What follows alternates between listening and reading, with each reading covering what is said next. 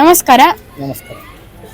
ನಾಳೆ 22 ಜನವರಿ ಅಯೋಧ್ಯದ ಪ್ರತಿಷ್ಠಾಪನೆ ಬಾಲರಾಮಂದು.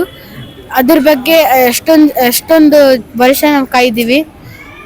ಅದಕ್ಕೆ ನಿಮ್ಮ ಅನಿಸಿಕೆ? ನಮಸ್ಕಾರ. ಜೈ ಶ್ರೀರಾಮ್. ಜೈ ಶ್ರೀರಾಮ್. ಇದು ನಮ್ಮೆಲ್ಲರ ಒಂದು ಪುಣ್ಯ. ನಮ್ಮ ಕಾಲದಲ್ಲಿ ನಮ್ಮ ಜೀವನದಲ್ಲಿ ಈ ರಾಮ ಪ್ರತಿಷ್ಠಾಪನೆ ಆಗ್ತಾ ಇರೋದು ನಮ್ಮೆಲ್ಲರ ಒಂದು ಸದಾವಕಾಶ. ಆದರೆ ಈಗಿರುವಂಥ ಯಾರು ನಮ್ಮ ಈಗಿನ ಪೀಳಿಗೆಯವರು ಇದ್ದಾರೆ ಅವರಿಗೆ ಇದರ ಹಿಂದಿನ ಹೋರಾಟ, ಅದರ ಮಹತ್ವ, ಅದನ್ನು ನಾವು ಚಿಂತನೆ ಮಾಡಬೇಕು, ತಿಳ್ಕೋಬೇಕು. ಅದರಿಂದ ನಾವು ಪ್ರಭಾವಿತರಾಗಬೇಕು. ಈಗ ಮುಖ್ಯವಾಗಿರುವಂಥದ್ದು ರಾಷ್ಟ್ರ ಪ್ರಜ್ಞೆ.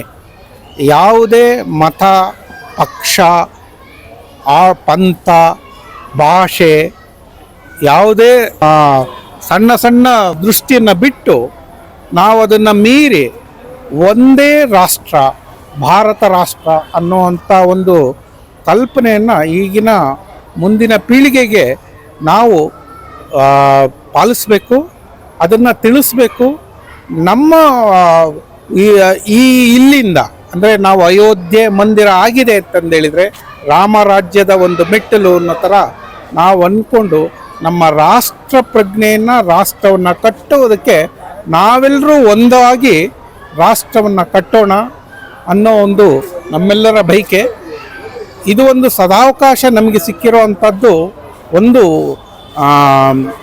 ನಮ್ಮ ಜನ್ಮದ ಒಂದು ಪೂರ್ವಜನ್ಮದ ಒಂದು ಪುಣ್ಯ ಅಂತ ಅನ್ಕೋಬೇಕು. ಎಷ್ಟೋ ಜನಗಳ ಪ್ರಾಣತ್ಯಾಗ ಆಗಿದೆ. 500 ವರ್ಷಗಳ ಒಂದು ದೀರ್ಘ ಹೋರಾಟ ಆಗಿದೆ. ಇದರಲ್ಲಿ ಪ್ರತಿ ಜನಗಳು ಕೂಡ, ಸಮಾಜ ಕೂಡ ಇದನ್ನು ಪ್ರತಿಬಿಂಬಿಸಿದೆ. ಈಗ ಸಮಾಜ ಎಲ್ಲ ಒಂದಾಗಿದೆ. ಇದನ್ನು ನಾವು ಮುಂದುವರಿಸಬೇಕು. ಎಲ್ಲ ನಮ್ಮ ಭೇದ ಭಾವಗಳನ್ನು ಬಿಟ್ಟು ನಮ್ಮ ರಾಷ್ಟ್ರಕ್ಕೋಸ್ಕರ ನಾವು ರಾಷ್ಟ್ರದ ಮೌಲ್ಯಗಳು, ರಾಮನ ಮೌಲ್ಯಗಳನ್ನ ನಮ್ಮ ಈಗಿನ ಮುಂದಿನ ಪೀಳಿಗೆಗಳಿಗೆ ತಿಳಿಸೋದು, ಬೆಳೆಸೋದು, ಅದೇ ರೀತಿಯಲ್ಲಿ ನಾವು ಪಾಲಿಸುವಂಥದ್ದನ್ನು ಆಗಬೇಕು ಅಂತ ನನ್ನ ಅನಿಸಿಕೆ.